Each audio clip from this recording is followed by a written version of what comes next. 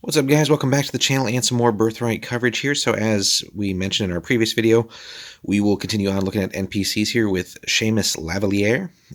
It was an interesting character that, as you know, for a DM's perspective here, because again, these are NPCs, right?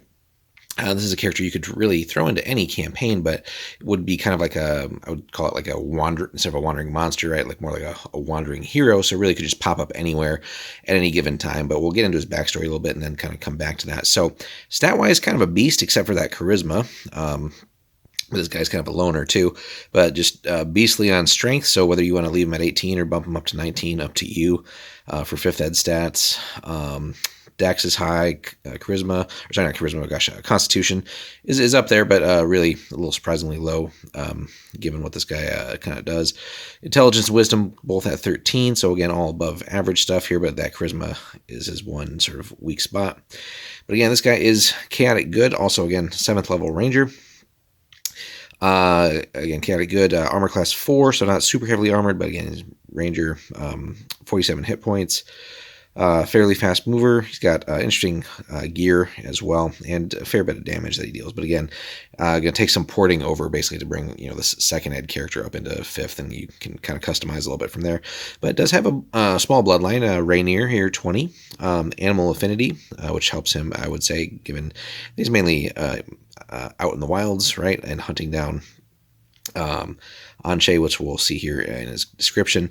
So he does have boots of speed, and leather armor +2, so not overpowered on that on the defensive side there, but certainly still some good gear.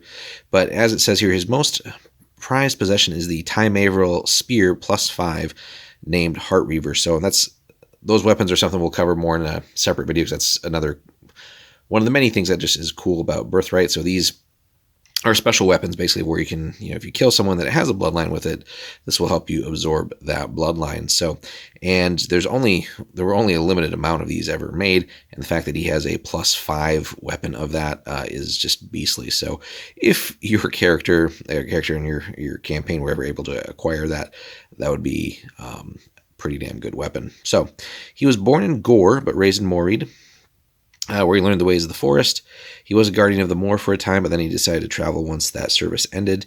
So then he journeyed back to Gore to visit his father, and while he was there, unfortunately a petty noble and his retinue decided that the family farm hadn't paid enough taxes and wanted to, extract a little extra tribute.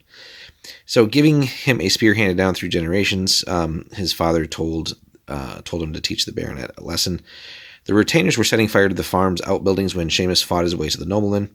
As he drove the spear through the baronet's heart, he saw the glowing life force flow from the dying man into himself. The infusion of noble blood awakened a tainted bloodline in him. He knew the spear was powerful beyond imagining.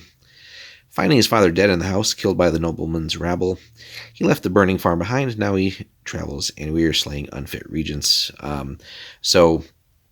But also could really be hunting down Anshe as well. So again, a character that you could use to pop in essentially anywhere in any campaign, but makes sense if, as part of your campaign, you're going up against a unfit region of any type of sort, and maybe that could just coincidentally be one that he's also hunting, or in some way maybe introducing him as like somebody who helps rescue your party briefly if you're stuck in a spot against said type of unfit nobles in a campaign, or maybe he himself needs help against somebody and just happens to encounter you and maybe ask the team up for a while. Certainly would be something, if he were to unfortunately go down in the course of adventuring with him, that a PC might be able to be gifted or pick up his gear if he were to pass on.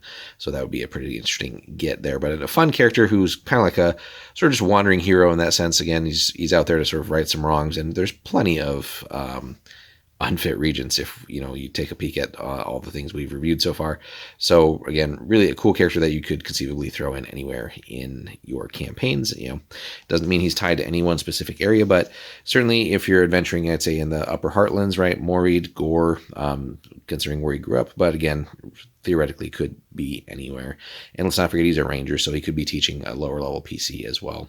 Although with that charisma there, might be hard to sort of befriend the guy, but could be a powerful ally in need as well. So let us know in the comments, guys, what you think of this type of character, and if you have indeed used him in your campaigns, or how that has worked out for you there, and how, again, you decided to incorporate him, and what the sort of the function was. So, but yeah, hit us up in the comments, guys. Love to hear your thoughts on introducing a character like this, or again, a wandering hero with, again, a particularly nasty weapon there. So like and subscribe, guys. We'll continue on, and I think for the next one, we're going to switch over and take a look at the Wizard.